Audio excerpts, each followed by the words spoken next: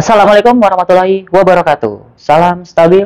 Semoga kamu masih terus diberi kestabilan di tengah kondisi yang semakin nggak stabil ini. Nah, kali ini kita akan membahas atau saya akan mencoba untuk membedah diksi-diksi atau kata-kata dalam kamus besar bahasa Indonesia.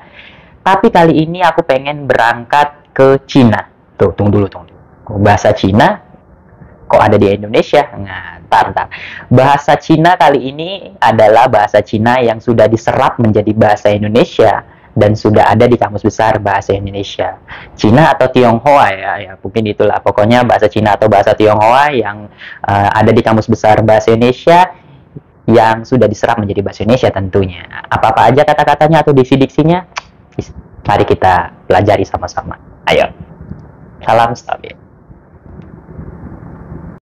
Kita boleh bangga dengan menggunakan bahasa asing, tapi jangan sampai bangga kita terhadap bahasa asing lebih tinggi dari bangga kita dengan menggunakan bahasa Indonesia.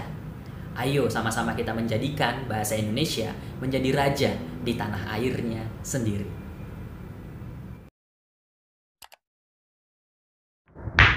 Oke, ini menarik nih. Ada kata yang disebut dengan berjibun. Nah, kita tuh tahu ya kalau misalnya berjibun gitu ya.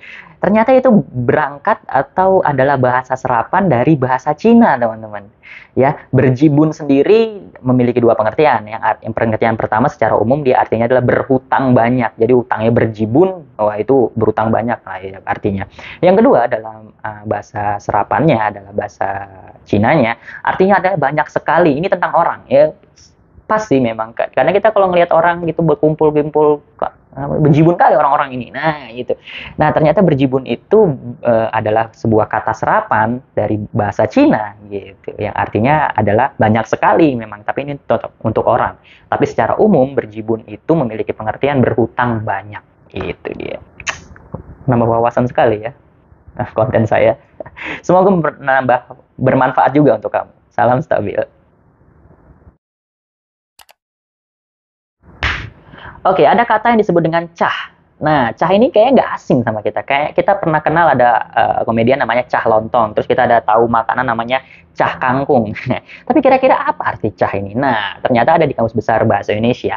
Cah sendiri memiliki dua pengertian. Satu secara umum, secara murni ya bahasa Indonesianya. Cah itu sendiri artinya kata seru untuk menyatakan perasaan tidak suka, menghina, terkejut dan sebagainya. Cah, cah, masa sih cah? Aku nggak pernah dengar ada orang cah. Cuak si Coki Pardede itu sama Muslim.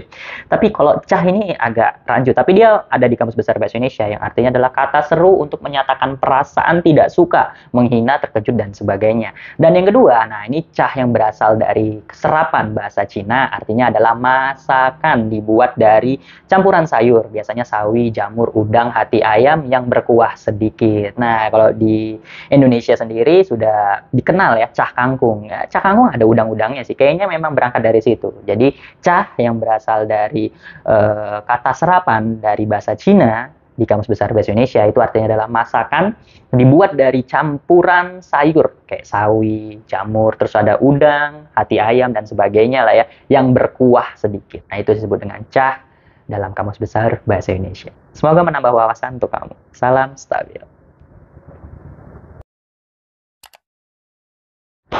Nah, ada juga yang disebut dengan camca. Camca ini juga merupakan kata dalam bahasa Indonesia yang merupakan hasil serapan dari bahasa Cina.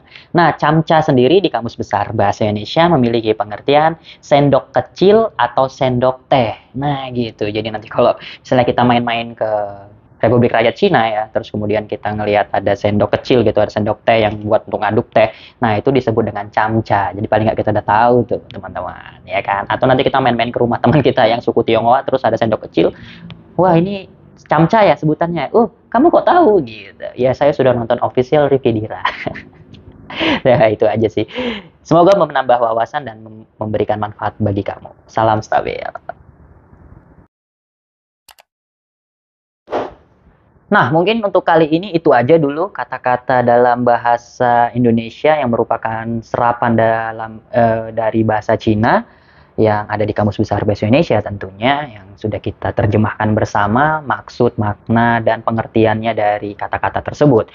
Jadi paling enggak kita sudah bisa menambah perbendaharaan kata kita, menambah diksi-diksi, pengetahuan diksi-diksi kita yang berangkat dari Kamus Besar Bahasa Indonesia tentunya. Itu dia. Kapan lagi, siapa lagi yang mau mencintai bahasa Indonesia kalau bukan kita? Siapa lagi yang mau belajar bahasa Indonesia kalau bukan orang bahasa Indonesia? Mari kita sama-sama menjadikan bahasa Indonesia menjadi raja di tanah airnya sendiri. Itu, Pak.